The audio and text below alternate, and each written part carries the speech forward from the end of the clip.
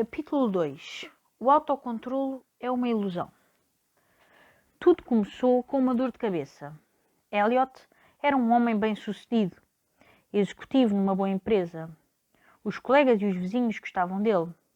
Sabia ser encantador e desarmadamente engraçado. Era marido, pai e amigo, e fazia férias fantásticas na praia. O único problema era ter regularmente dores de cabeça, e não eram daquele género vulgar. Toma um analgésico e já está.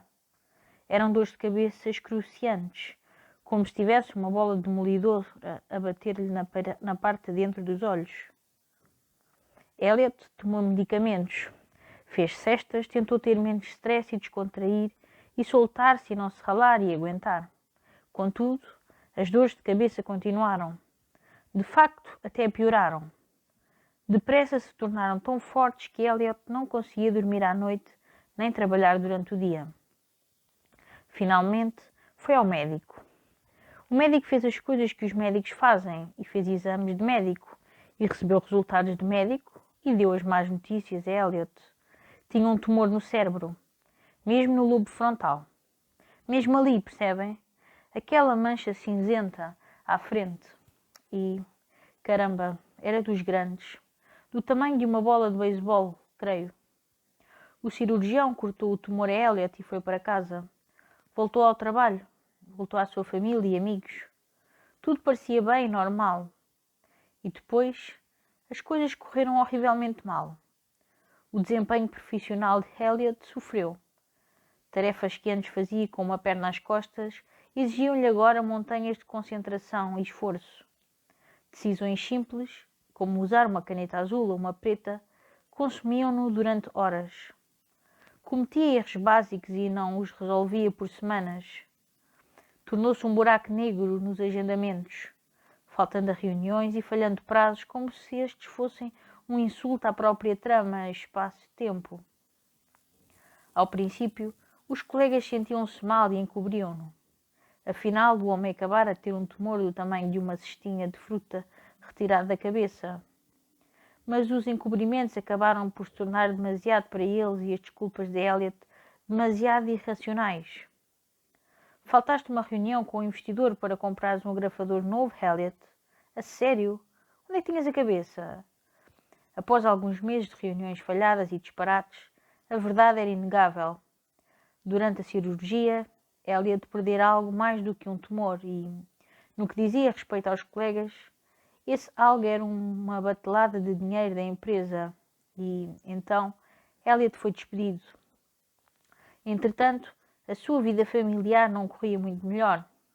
Imagine pegava num pai preguiçoso, o enfiava como recheio dentro de alguém que não larga a televisão e pincelava com reposições de Family Feud e o cozia a 170 graus durante 24 horas por dia.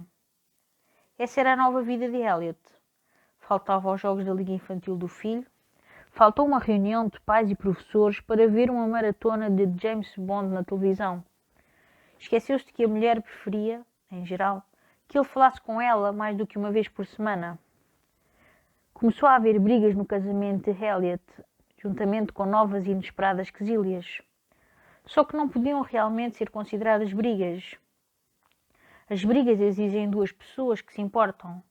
E, embora a sua mulher cuspisse fogo, Elliot tinha uma dificuldade em seguir o enredo. Em vez de atuar com urgência para mudar ou remediar as coisas, para mostrar que amava e se preocupava com as pessoas que eram as suas, permaneceu isolado e indiferente.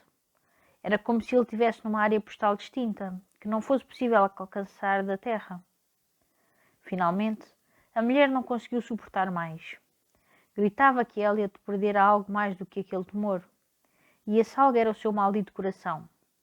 Divorciou-se dele e levou os filhos. E Elliot ficou sozinho.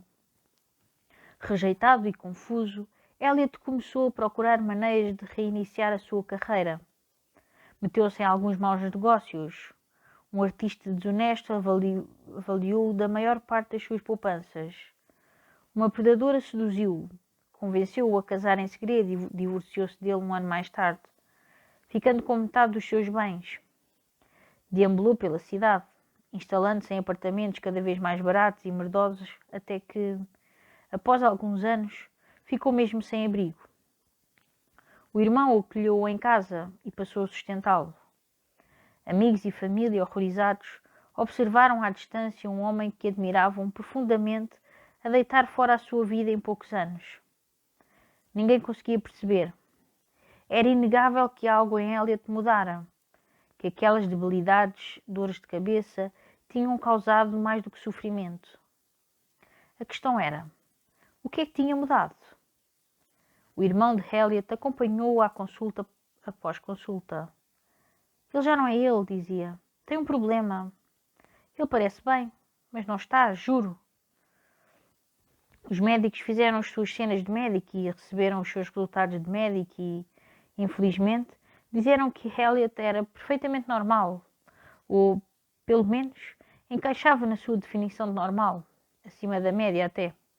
As suas TAC pareciam bem, o seu QI continuava elevado, o seu raciocínio era sólido, a sua memória era fantástica. Podia discutir extensivamente as repercussões e consequências das suas escolhas erradas. Podia conversar sobre uma variedade de assuntos com humor e encanto. O psiquiatra disse que Elliot não estava deprimido. Pelo contrário, tinha uma autoestima elevada e nenhum sinal de ansiedade crónica ou stress.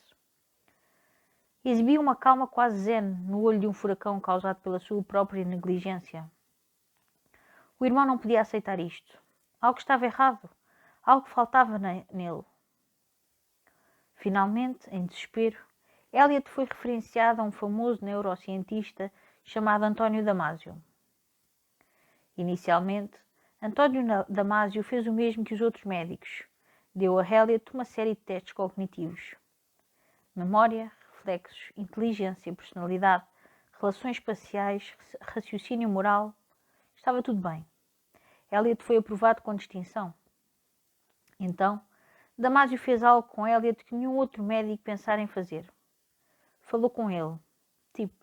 Falou mesmo com ele. Queria saber tudo. Cada engano, cada erro, cada arrependimento, como perder o emprego, a família, a casa, as poupanças. Leve-me através de cada decisão. Explique-me o processo de pensamento ou, neste caso, a falta de um processo de pensamento. Elliot conseguiu explicar minuciosamente que decisões tomara, mas não o porquê dessas decisões. Conseguiu relatar factos e sequências de eventos com perfeita fluidez e até um certo toque dramático, mas, ao ser-lhe pedido que analisasse o seu processo de tomada de decisão, por decidir que ir comprar uma garrafa era mais importante do que reunir com um investidor, por decidir que o James Bond era mais interessante do que os miúdos, ficou perdido. Não tinha respostas. E mais, nem sequer estava perturbado por não ter respostas. De facto, não se ralou nada. Aqui estava um homem que perdera tudo devido às suas más escolhas e aos seus erros, que não demonstrara qualquer autocontrole e que tinha completa consciência do desastre em que a sua vida se tornara. E, aparentemente, não mostrava remorsos, recriminação, nem sequer um pouco de vergonha. Muitas pessoas foram levadas ao suicídio por menos do que o que Elliot passara. E, no entanto, ali estava ele, não só confortável com a sua própria infelicidade, mas indiferente a ela. Foi quando Damasio chegou a uma conclusão brilhante. Os testes psicológicos a que Elliot se sujeitara estavam concebidos para medir a sua capacidade de pensar, mas nenhum deles para medir a sua capacidade de sentir. Todos os médicos tinham estado tão preocupados com as capacidades de raciocínio de Elliot que ninguém preparara para pensar que fora a sua capacidade de emoção afetada. E mesmo que o tivessem compreendido, não havia nenhum método padronizado de medir esse dano. Um dia, um dos colegas de Damasio imprimiu uma série de imagens grotescas e perturbadoras. Eram vítimas de fogo, repugnantes cenas de homicídio, cidades devastadas pela guerra e crianças a morrer de fome. Mostraram as fotografias a Elliot, uma a uma. Elliot ficou completamente indiferente, não sentiu nada, e o facto de não se importar foi tão chocante que até ele teve de comentar como aquilo era lixado.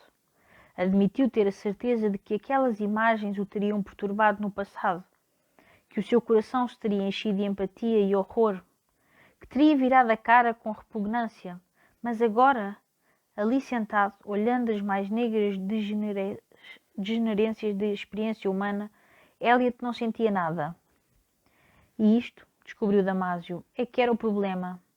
Enquanto o conhecimento e o raciocínio de Elliot estavam intactos, o tumor ou a cirurgia para o remover tinham debilitado a sua capacidade para empatizar e sentir. O seu mundo interior já não possuía luz e escuridão, mas apenas um grande e infindável miasma cinzento. Assistir ao recital de piano da filha evocava-lhe a mesma excitação e alegre orgulho paternal que comprar um par de meias. Perder $1 milhão dava-lhe a mesma sensação de meter gasolina, lavar os lençóis ou ver Family Feud. Ele tornara-se uma máquina de indiferença falante e ambulante. E sem essa capacidade de fazer juízos de valor, de distinguir o melhor do pior, por mais inteligente que fosse, Elliot perdera o seu autocontrole. Isto, porém, levantava uma grande questão. Se as capacidades cognitivas de Elliot, inteligência, memória e atenção, estavam todas em perfeita forma, por que é que ele já não conseguia tomar decisões eficazes?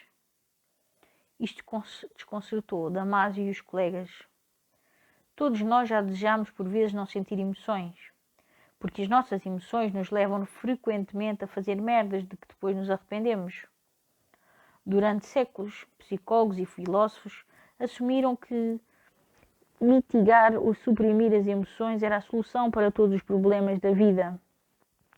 Contudo, aqui estava um homem inteiramente distinguido de emoções e empatia, alguém que apenas possuía a sua inteligência e raciocínio, e a sua vida degenerara rapidamente num desastre.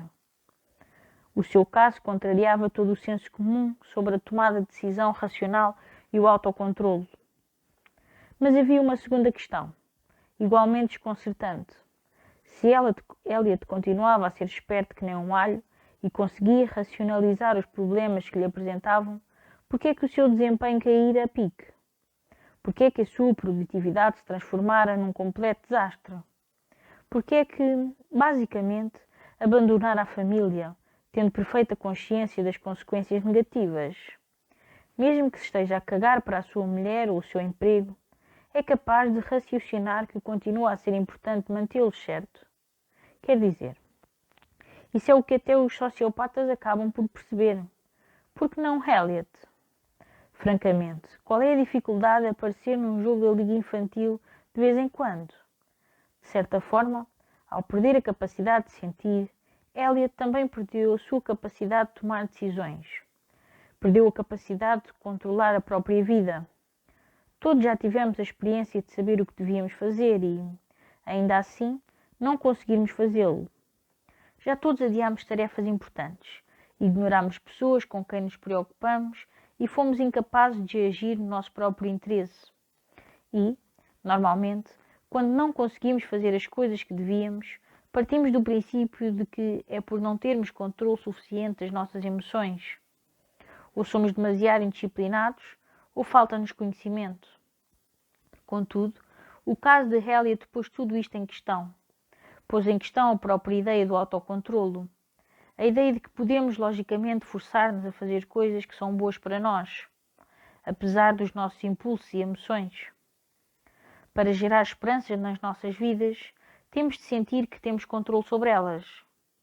Temos de sentir que estamos a perseguir o que sabemos ser bom e correto, que estamos a perseguir algo melhor. Contudo, muitos de nós temos de nos debater com a incapacidade de nos controlarmos. O caso de Elliot seria um dos estudos mais importantes para compreender porque é que isto ocorre. Este homem, pobre, isolado e sozinho, este homem contemplando cantos de corpos destroçados e escombros de terremotos que podiam facilmente ser metáforas para a sua vida. Este homem que perdera tudo e ainda abria um sorriso para falar disso. Este homem seria a chave para revolucionar a nossa compreensão da mente humana, da forma como tomamos decisões e de quanto autocontrole efetivamente possuímos. A premissa clássica. Certa vez, Quando questionada acerca do seu hábito de beber, a resposta famosa do músico Tom Waits foi um murmurado: prefiro ter uma garrafa de fronte do que uma lobotomia frontal. Parecia estar com os copos quando o disse. E estava, na televisão nacional. A lobotomia frontal é uma forma de cirurgia cerebral em que se faz um furo no crânio através do nariz e o lobo frontal é gentilmente selecionado com um picador de gelo. O procedimento foi inventado em 1935 por um neurologista chamado António Egas Muniz. Egas Muniz descobriu que, se pegarmos numa pessoa com ansiedade extrema, depressão suicida ou outros problemas de saúde mental, também conhecidos como crises de esperança, e lhe mutilarmos o cérebro da maneira correta, ela fica completamente na boa. Egas Muniz acreditava que a lobotomia, quando fosse aperfeiçoada, podia curar as doenças mentais, e assim vendeu a ideia ao mundo. Em finais dos anos 40, o procedimento estava no auge, realizado em dezenas de milhares de pacientes por todo o mundo. Egas Muniz até ganhara o Prémio Nobel pela sua descoberta. Em finais dos anos 50, as pessoas começaram a notar que, e isto pode parecer uma loucura, perfurar a cabeça de alguém e raspar-lhe o cérebro como se estivéssemos a limpar gelo do para-brisas podia produzir alguns efeitos secundários negativos. E por alguns efeitos secundários negativos, refiro-me a ter os pacientes transformados em batatas. Embora frequentemente curasse os pacientes das suas aflições emocionais extremas, o procedimento também podia deixá-los com uma incapacidade de se concentrarem, tomarem decisões, terem carreiras, fazerem planos a longo prazo ou pensarem abstratamente acerca de si próprios. Essencialmente, tornavam-se zombies indiferentes e satisfeitos. Tornavam-se Elliot. A União Soviética, olha quem, foi o primeiro país a proibir a lobotomia. Os soviéticos declararam o procedimento contrário aos princípios humanos e afirmaram que transformava uma pessoa doente num idiota.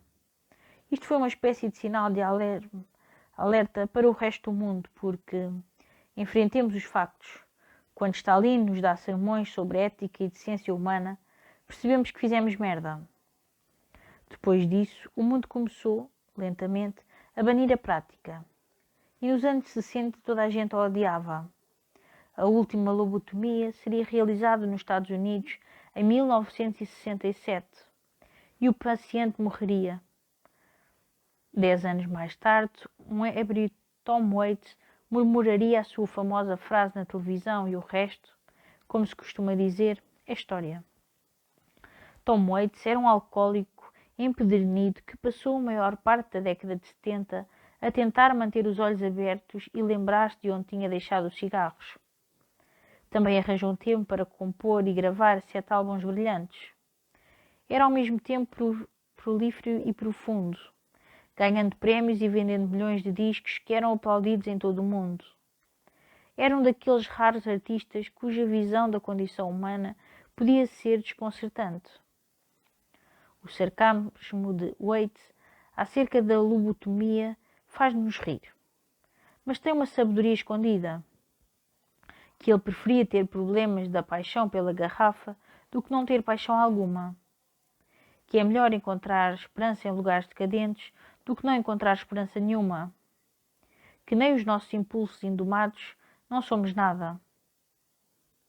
Tem havido praticamente desde sempre uma premissa tácita de que as nossas emoções causam todos os problemas e que a nossa razão deve entrar em cena para limpar a porcaria.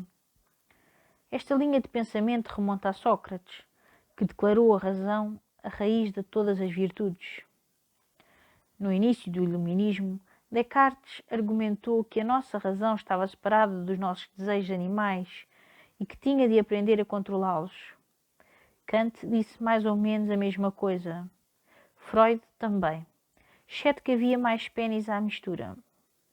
E quando Egas Muniz lobotomizou o seu primeiro paciente em 1935, de certeza que pensou ter descoberto uma maneira de fazer o que, durante mais de 2000 anos, os filósofos tinham declarado ser necessário que se fizesse: conceder à razão domínio sobre as paixões indomadas, ajudar a humanidade a, finalmente, exercer alguma porra de controle sobre si própria. Esta premissa de que devemos usar a nossa mente racional para dominar as nossas emoções transmitiu-se ao longo de décadas, anos e séculos e continua a definir muitas das nossas culturas atuais. Chamemos-lhe a premissa clássica. O maliciosa é porque lhe falta a capacidade de subjugar os seus sentimentos, tem pouca força de vontade ou está simplesmente toda lixada. A premissa clássica vê a paixão e a emoção como deficiências, erros dentro da psique humana que devem ser ultrapassados e consertados no eu. Hoje em dia, julgamos normalmente as pessoas com base na premissa clássica. As pessoas obesas são ridicularizadas e envergonhadas porque a sua obesidade é vista como falta de autocontrolo. Elas sabem que deviam ser magras e, contudo, continuam a comer. Porquê? Algo deve estar errado com elas, concluímos. Fumadores, a mesma coisa. Os viciados em drogas recebem o mesmo tratamento, claro, mas muitas vezes com o estigma adicional de serem definidos como criminosos. Pessoas deprimidas e suicidas são submetidas à premissa clássica de uma maneira perigosa, pois dizemos-lhe que a sua incapacidade para criar esperança e sentido nas suas vidas é totalmente culpa sua, que talvez se ao menos tentassem um pouco mais, pendurassem pelo pescoço, não lhes parecesse tão apelativo.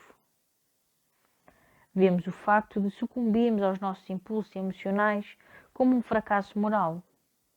Vemos a falta de autocontrolo como um sinal de um caráter deficiente. Por outro lado, aplaudimos as pessoas que obrigam as suas emoções à submissão. Temos ereções coletivas por causa de atletas e homens de negócios e líderes que são implacáveis e robóticos na sua eficiência. Se um CEO dorme debaixo de uma secretária e não vê os filhos 6 semanas seguidas, caramba, aquilo é que é determinação. Estão a ver? Todos podem ser bem-sucedidos. Claramente, não é difícil perceber como é que a premissa clássica pode conduzir a algumas, como diz ele, premissas prejudiciais. Se a premissa clássica for verdadeira, então devemos ser capazes de demonstrar autocontrolo, de evitar explosões emocionais e crimes passionais e eliminar vícios e indulgências através do simples esforço mental. E qualquer falha em fazê-lo reflete algo de inerentemente deficiente ou danificado dentro de nós. É por isto que muitas vezes desenvolvemos a falsa crença de que precisamos de mudar quem somos. Porque, se não conseguirmos atingir os nossos objetivos, se não conseguirmos perder peso ou obter a promoção ou aprender a capacidade, isso significa que sofremos de uma qualquer deficiência interna. Assim, para manter a esperança, decidimos que temos de nos mudar, de nos tornarmos alguém totalmente novo e diferente. Este desejo de nos mudarmos volta a dar-nos esperança. O velho eu não consegue abandonar aquele terrível vício de fumar, mas o novo eu conseguirá. E lá estamos nós outra vez cheios de pica. O desejo constante de nos mudarmos torna-se então, ele próprio, uma espécie de dependência.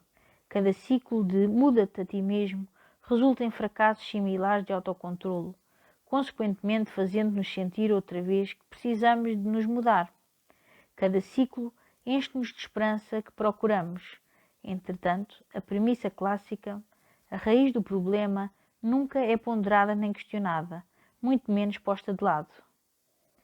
Como um caso grave de acne, toda uma indústria floresceu ao longo dos últimos 2 séculos em volta desta ideia de muda-te a ti mesmo. Esta indústria está repleta de falsas promessas e pistas para os segredos da felicidade, sucesso e autocontrolo. Contudo, a única coisa que essa indústria faz é reforçar os mesmos impulsos que, para começar, fizeram as pessoas sentir-se inadequadas. A verdade é que a mente humana é muito mais complexa do que qualquer segredo. E uma pessoa que não pode simplesmente mudar-se, nem, direi eu, deve sentir-se sempre que precisa de o fazer. Agarramos-nos a esta teoria do autocontrolo porque a crença de estarmos totalmente ao comando de nós próprios é uma fonte importante de esperança. Queremos acreditar que mudar-nos é tão simples como saber o que mudar. Queremos acreditar que a capacidade de fazer alguma coisa é tão simples quanto decidir fazê-la e reunir força de vontade suficiente para lá chegar. Queremos convencer-nos de que somos os senhores do nosso destino, capazes de tudo o que pudermos sonhar. Foi isto que tornou a descoberta de Damasio em relação a Eliot tão importante. Mostrou que a premissa clássica estava errada. Se fosse verdadeira, se a vida fosse tão simples quanto aprender a controlar as emoções e tomar decisões baseadas na razão, então Eliot devia ser um durão implacável, incansavelmente empreendedor, tomando decisões de forma eficiente. Do mesmo modo, se a premissa clássica fosse verdade, as lobotomias deviam estar no auge. Estávamos todos a juntar dinheiro para as fazer, como se fossem plásticas às mamas. Mas as lobotomias não resultam, e a vida de Eliot estava arruinada. O facto é que precisamos de mais do que força de vontade para atingir o autocontrolo. Afinal, as nossas emoções são instrumentais para a nossa tomada de decisão e as nossas ações. Só que nem sempre o percebemos. As pessoas têm 2 cérebros e estes não têm jeito nenhum para falar entre si. Vamos fingir que a nossa mente é um carro. Chamemos-lhe o carro da consciência. O nosso carro da consciência segue ao longo da estrada da vida e existem cruzamentos, rampas de acesso e rampas de saída. Estas estradas e interseções representam as decisões que devem tomar ao conduzir e determinarão o seu destino. Agora, há 2 viajantes no seu carro da consciência. Um cérebro que pensa e um cérebro que sente. O cérebro que pensa representa os seus pensamentos conscientes, a sua capacidade de fazer cálculos e a sua capacidade para raciocinar através de várias opções e exprimir ideias através da linguagem. O seu cérebro que sente representa as suas emoções, impulsos, intuição e instintos.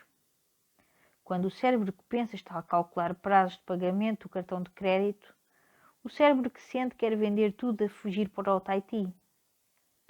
Cada um dos 2 cérebros tem as suas forças e fraquezas. O cérebro que pensa é consciente, exato e imparcial. É metódico e racional, mas também é lento. Existe muito esforço e energia e, tal como um músculo, deve ser exercitado ao longo do tempo e pode cansar-se se fizer demasiado esforço. O cérebro que sente, contudo, chega às suas conclusões rapidamente e sem esforço. O problema é que muitas vezes é inexato e irracional. O cérebro que sente também é um bocado drama queen e tem um péssimo hábito de exagerar nas reações.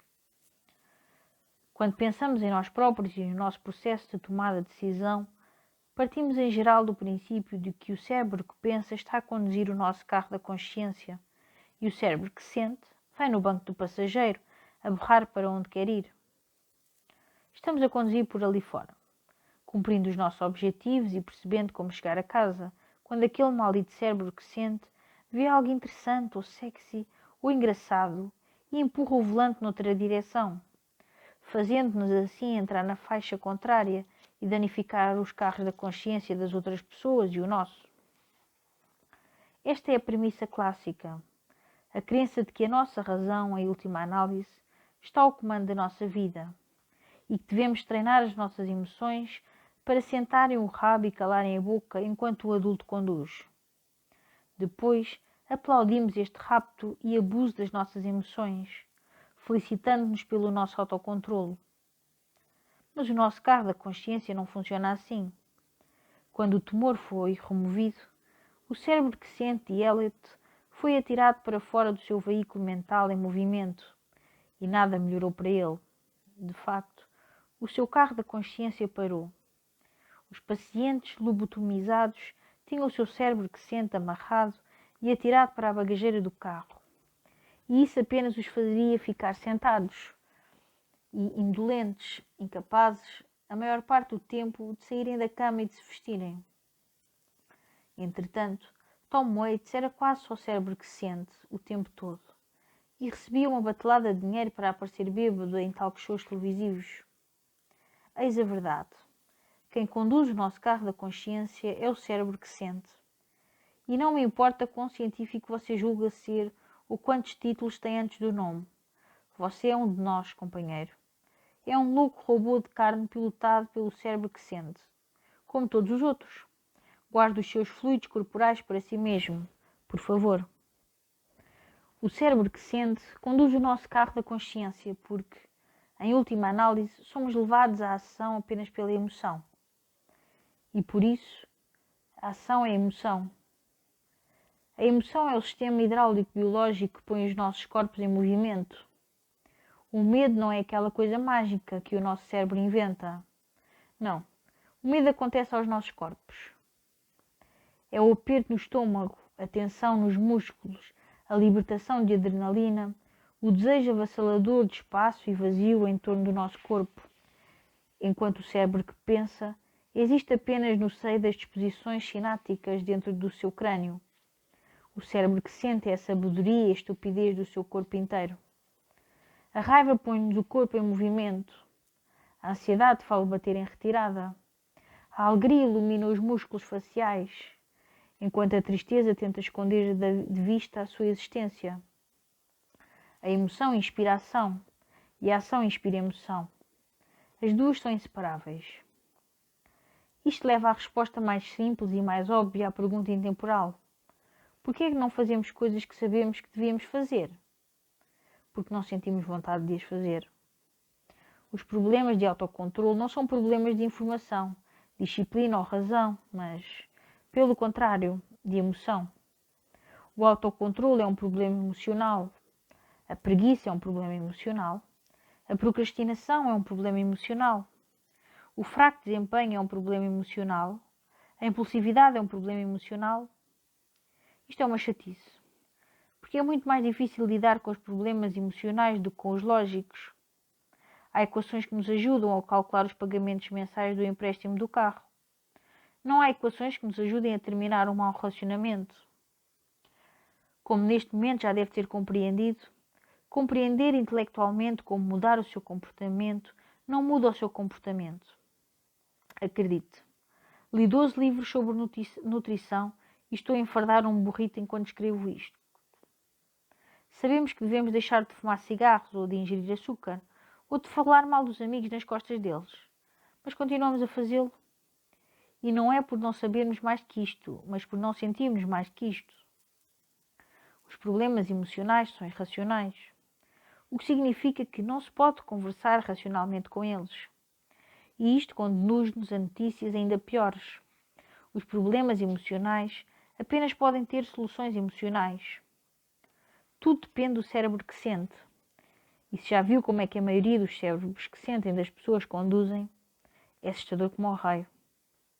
Entretanto, enquanto tudo isto está a acontecer, o cérebro que pensa está no banco do passageiro, imaginando-se totalmente ao comando da situação. Se o cérebro que sente é o nosso condutor, então o cérebro que pensa é o navegador. Tem pilhas de mapas de realidade que desenhou e acumulou ao longo da vida. Sabe como recuar e encontrar vias alternativas para o mesmo destino. Sabe quais são as más mudanças de direção e onde encontrar os atalhos. Vê-se, e bem, como o cérebro inteligente e racional e acredita que isto, de alguma forma, lhe dá o privilégio de estar ao comando do carro da consciência. Infelizmente, não dá. Como Daniel Kahneman disse certa vez, o cérebro que pensa é a personagem secundária que imagina ser o herói. Mesmo por vezes não suportem, os nossos dois cérebros precisam um do outro. O cérebro que sente gera as emoções que nos fazem agir. E o cérebro que pensa sugere para onde dirigir a ação. A palavra-chave aqui é sugere. Embora o cérebro que pensa não seja capaz de controlar o cérebro que sente, é capaz de o influenciar, por vezes num grau elevado. O cérebro que pensa pode convencer o outro a seguir por uma nova estrada, para um futuro melhor. A fazer uma inversão de marcha quando cometeu um erro, ou considerar novos percursos ou territórios outrora ignorados.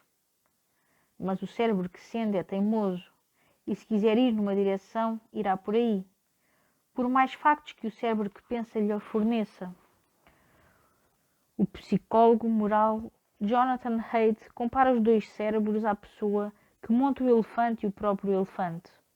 A pessoa que monta pode gentilmente virar e empurrar o elefante numa direção em particular, mas o elefante acaba por ir para onde lhe apetecer. O carro dos palhaços. O cérebro que sente, por mais fantástico que seja, tem o seu lado negro. No carro da consciência, o seu cérebro que sente é como um namorado verbalmente abusador que se recusa a parar para pedir direções. Detesta que lhe digam por onde ir e vai fazê-lo sofrer à brava se questionar a sua condição. Para evitar estes conflitos e para manter uma sensação de esperança, o cérebro que pensa desenvolve uma tendência para desenhar mapas explicando e justificando onde o cérebro que sente já decidiu que quer ir.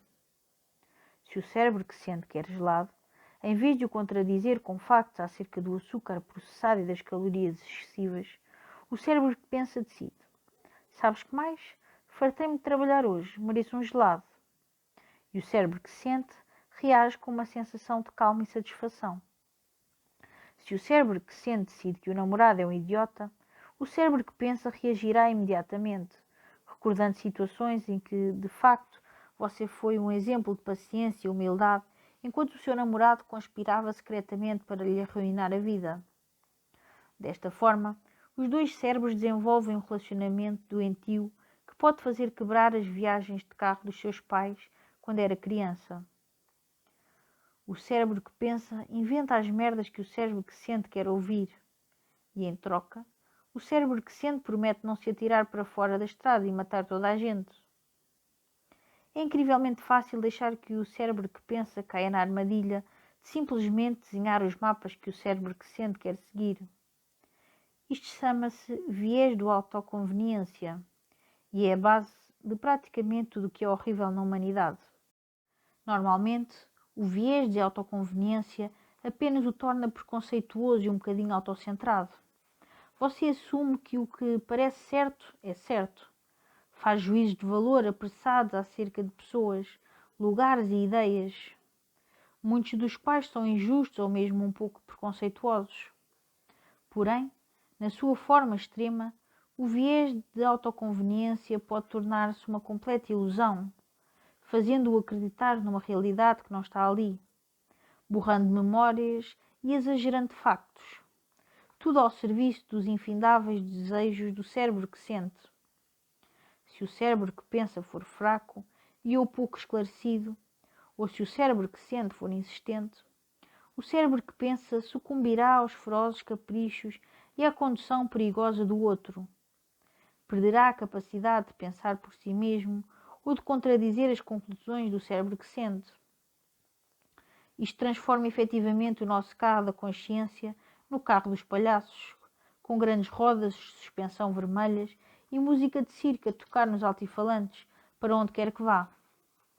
O seu carro da consciência torna-se o carro dos palhaços quando o seu cérebro que pensa capitulou completamente ao cérebro que sente, quando os objetivos da sua vida são determinados unicamente pela gratificação pessoal, quando a verdade está embrulhada num invólucro de pressupostos autoconvenientes, quando todas as crenças e princípios se perdem no mar de niilismo. O carro dos palhaços conduz invariavelmente para a dependência, o narcisismo e a compulsão. As pessoas cujas mentes são carros dos palhaços são facilmente manipuladas por qualquer pessoa ou grupo que conscientemente os faça sentir bem, seja um líder religioso, um político, um guru de autoajuda ou um fórum sinistro na internet. Um carro dos palhaços passará alegremente por cima dos outros carros da consciência, isto é, outras pessoas, com as suas grandes rodas de borracha vermelha, porque o cérebro pensa justificá-lo-á dizendo que eles mereciam, eram maus, inferiores ou parte de qualquer problema inventado. Alguns carros dos palhaços conduzem simplesmente para a diversão. A única coisa que lhes interessa é beber, foder e festejar. Outros conduzem para o poder. Estes são os carros dos palhaços mais perigosos, porque os seus cérebros que pensam entram em ação, justificando o seu abuso e subjugação dos outros através de teorias de aparência intelectual acerca de economia, política, raça, genética, género, biologia, história, arte e por aí adiante. Um carro dos palhaços, por vezes, também conduzirá para o ódio, porque o ódio traz a sua própria bizarra satisfação e reforça a confiança. Uma tal mente tem tendência a uma raiva moralista, porque ter um alvo externo confirma a superioridade moral própria. Inevitavelmente, conduz no sentido da destruição dos outros, porque só através da destruição e subjugação do mundo exterior é que os seus intermináveis impulsos internos podem ser satisfeitos. Uma vez que alguém esteja no carro dos palhaços, é difícil empurrá-lo para fora. Neste caso, o cérebro que pensa sofreu bullying e abusos do cérebro que sente durante tanto tempo que desenvolve uma espécie de síndrome de Estocolmo. Não consegue imaginar uma vida para além de satisfazer e justificar o cérebro que sente. Não lhe passa pela cabeça contradizer o cérebro que sente, ou questioná-lo quanto ao sítio para onde vai, e ressente-se se lhe sugerir que devia fazê-lo. Com o carro dos palhaços, não há pensamento independente e nenhuma capacidade para ponderar a contradição ou uma mudança de crenças e opiniões. Num certo sentido, a pessoa com uma mente carro dos palhaços deixa completamente ter uma identidade individual. É por isto que os líderes de cultos começam sempre por incentivar as pessoas a bloquear o seu cérebro que pensa o mais possível. Inicialmente, isto é sentido como profundo, porque o cérebro que pensa está sempre a corrigir o cérebro que sente, mostrando-lhe onde tomou uma direção errada. Assim, silenciar o cérebro que pensa dará uma sensação muito agradável durante algum tempo, e as pessoas estão sempre a confundir o que sentem que é bom com o que é bom. O carro dos palhaços, metafórico, foi o que inspirou os filósofos antigos a avisar contra a excessiva autocondescendência e o culto dos sentimentos. Foi o medo do carro dos palhaços que inspirou os gregos e os romanos a ensinarem as virtudes e, mais tarde, a Igreja cristã a transmitir a mensagem da abstinência e do sacrifício pessoal. Tanto os filósofos clássicos como a Igreja tinham visto a destruição causada pelos narcisistas e os megalomaníacos no poder. E todos acreditavam que a melhor maneira de gerir o cérebro que sente era destruí-lo, dar-lhe o mínimo de oxigênio possível, evitando assim que explodisse e destruísse o mundo à sua volta. Este pensamento deu origem à premissa clássica, que a única forma de ser uma boa pessoa é através do domínio do cérebro que pensa sobre o cérebro que sente. A defesa da razão sobre a emoção, do dever sobre o desejo. Durante a maior parte da história humana, as pessoas têm sido brutais, supersticiosas e sem educação.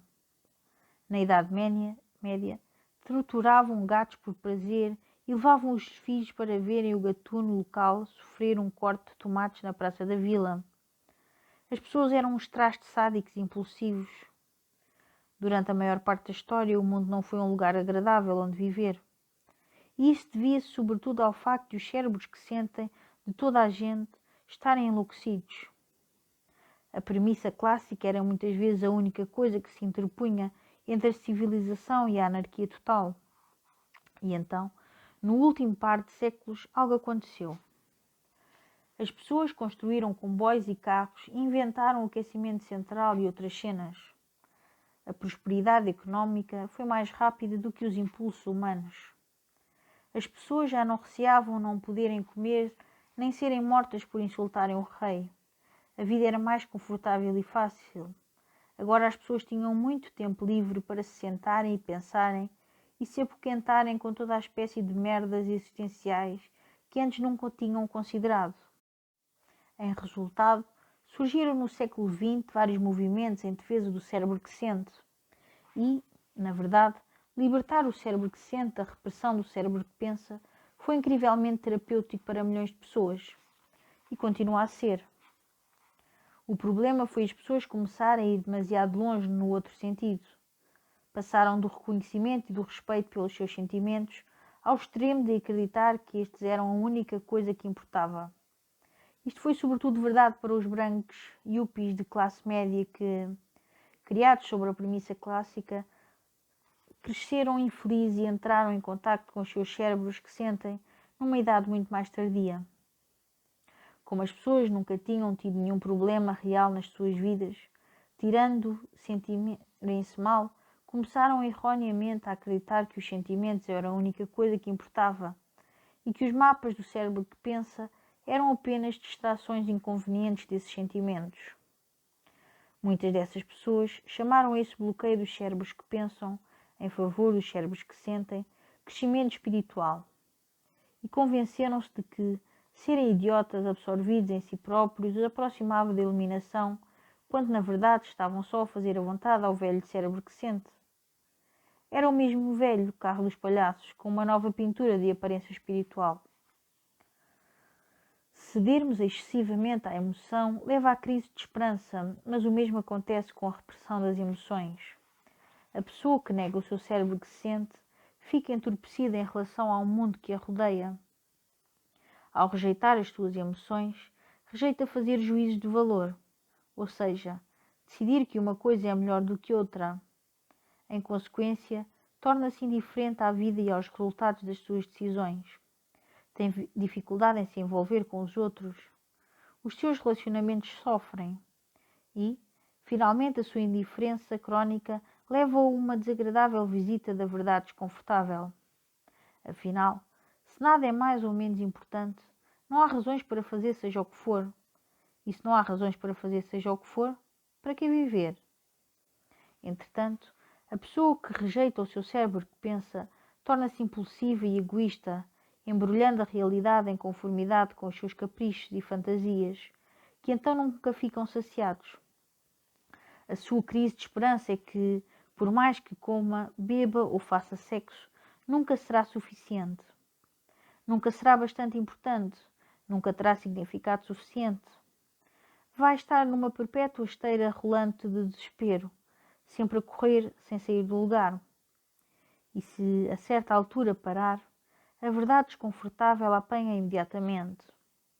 Eu sei, estou outra vez a ser dramático, mas tenho de ser, cérebro que pensa. De outro modo, o cérebro que sente fica aborrecido e fecha o livro. Já pensou porque é que há livros em que não podemos parar de virar as páginas? É que não é você que vira as páginas, idiota. É o cérebro que sente. É a antecipação e o suspense. A alegria da descoberta e a satisfação da resolução.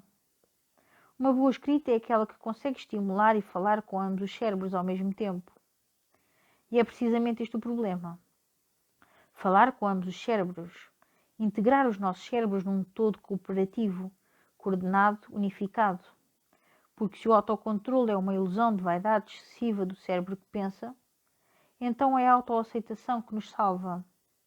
Aceitar as nossas emoções e trabalhar com elas, em vez de contra elas. Mas, para desenvolver essa autoaceitação, temos de fazer algum trabalho. Cérebro que pensa, vamos conversar. Vai ter comigo à próxima secção. Uma carta aberta ao cérebro que pensa. Olá, cérebro que pensa. Como vão as coisas? Como está a família? Como é que ficou aquele problema com os impostos? Oh, espera, deixa lá isso. Tinha-me esquecido, estou-me nas tintas. Olha, eu sei que há alguma coisa que o cérebro que sente está a estragar. Pode ser um relacionamento importante. Talvez esteja obrigado a fazer telefonemas embaraçosos às 3 da manhã. Talvez esteja a medicar-se constantemente com substâncias que era melhor não usar. Eu sei que há algo que queiras ser capaz de controlar em ti e não consegues. Imagino que, por vezes, este problema te leva a perder a esperança. Mas escuta, cérebro que pensa. Essas coisas que detestas no teu cérebro que sente, os anseios, as péssimas decisões, tens de arranjar uma maneira de empatizar com elas. Porque é a única língua que o cérebro que sente compreende realmente. A empatia. O cérebro que sente é uma criatura sensível. Afinal, é constituído pelo raio dos sentimentos. Quem me dera que isto não fosse verdade. Quem me dera que pudesse mostrar-lhe uma folha de cálculo para fazer compreender. Como nós compreendemos. Mas não é possível. Em vez de bombardear o cérebro que sente com factos e razão, começa por lhe perguntar como se sente. Diz algo como: Oi, cérebro que sente, como te sentes em relação a ir ao ginásio hoje? Ou como te sentes em relação a mudar de carreira? Ou Como te sentes em relação a vender tudo e mudar para o Tahiti? O cérebro que sente não responderá com palavras. Não, o cérebro que sente é demasiado rápido para palavras. Em vez disso, responderá com sentimentos. Pois, eu sei que é óbvio, mas por vezes és um bocado parvo, cérebro que pensa. O cérebro que pensa pode responder com um sentimento de preguiça ou um sentimento de ansiedade. Até pode haver múltiplas emoções, um punhado de excitação com uma pitada de raiva à mistura. Seja o que for, enquanto cérebro que pensa, ou seja, o responsável neste crânio, tens de permanecer isento de julgamentos em relação a quaisquer sentimentos que surjam. Sentes-te preguiçoso? Não faz mal. Todos nos sentimos preguiçosos por vezes. Sentes desprezo por ti próprio? Talvez isso seja um convite para aprofundar esta conversa. O ginásio pode esperar. É importante deixar o cérebro que sente desabafar todos os seus sentimentos desagradáveis e retorcidos. Pô-los cá fora, onde podem respirar, porque quando mais respirarem, menos força farão no volante do carro da consciência. Então, quando sentires que chegaste a um ponto de entendimento com o teu cérebro que sente, está na altura de lhe apelar de uma forma que ele compreenda, através de sentimentos. Talvez pensar cá acerca de todos os benefícios de um desejado comportamento novo. Talvez mencionando todas as coisas sexys, brilhantes e divertidas que encontrará no destino desejado. Talvez recordar ao cérebro que sente como sabe bem ter exercitado, como será fantástico ficar bem de fato de bem este verão, e quando se respeita quando atinge os seus objetivos, como é feliz quando vive de acordo com os seus valores, quando atua como um exemplo para aqueles que ama. Basicamente, precisas de negociar com o cérebro que sente da mesma forma que regatearias com um vendedor de tapetes marroquino. Ele tem de acreditar que está a obter um bom negócio. Caso contrário, haverá apenas muita gesticulação e gritos, sem qualquer resultado. Podes concordar em fazer algo que o cérebro que sente goste, desde que ele faça algo que não gosta? Vês o teu programa de TV favorito, mas só no ginásio, enquanto estás na passadeira. Sais com amigos, mas só se já tiveres pago as contas deste mês. Começa com calma. Lembra-te, o cérebro que sente é altamente sensível e completamente irracional. Quando lhe oferece algo fácil, com um benefício emocional, por exemplo, sentir-se bem depois de uma sessão de exercício, procurar uma carreira gratificante, ser admirado e respeitado pelos filhos, o cérebro que sente responderá com uma emoção, seja positiva ou negativa. Se a emoção for positiva, o cérebro que sente apreciará conduzir um pouco nessa direção. Mas só um pouco. Lembra-te, as sensações nunca duram. É por isso que tens de começar devagar. Hoje, põe apenas os ténis do ginásio, cérebro que sente. É tudo. Vamos ver o que acontece. Se a resposta do cérebro que sente for negativa, reconhece simplesmente essa emoção negativa e oferece outro compromisso. Vamos ver como o cérebro que sente reage. Depois passa por água e repete. Mas, faças o que fizeres, não combatas o cérebro que sente. Isso só torna as coisas piores. Por um lado, tu nunca ganhas. É sempre o cérebro que sente que está ao comando. Em segundo lugar, brigar com o cérebro que sente por se sentir mal só vai fazer com que ele se sinta pior. Então, para que fazer isso? Tu é que devias ser o inteligente, cérebro que pensa. Este diálogo com o teu cérebro que sente vai prosseguir assim, para trás e para diante, ligado e desligado, durante dias, semanas ou até meses. Caramba, anos! Este diálogo entre os cérebros exige prática.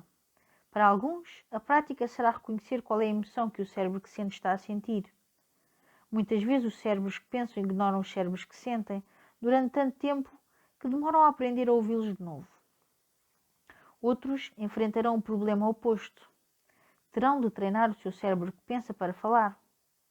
Forçá-lo a propor um pensamento independente, uma nova direção, separada dos sentimentos do cérebro que sente. Terão de perguntar a si mesmos se o meu cérebro que sente estiver errado ao sentir desta forma. E depois considerar alternativas.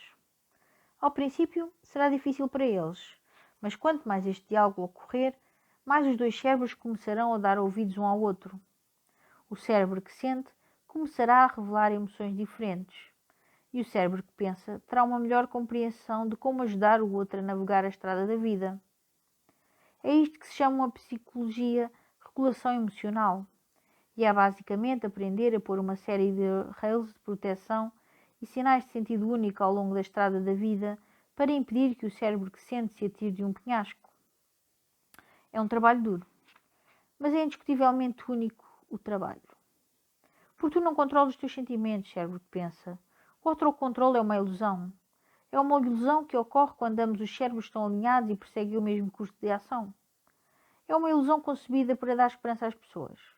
E quando o cérebro que pensa não está alinhado com o cérebro que sente, as pessoas sentem-se impotentes e o mundo em volta delas começa a aparecer sem esperança.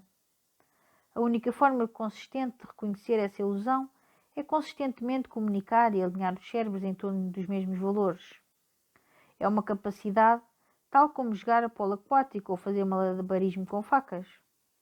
E haverá fracasso ao longo do caminho. Pode-se cortar o braço e deitar sangue por todo o lado, mas esse é só o custo da admissão. Mas eis o que tu tens, cérebro que pensa. Podes não ter autocontrole, mas tens controle do significado. Este é o teu superpoder. Este é o teu dom.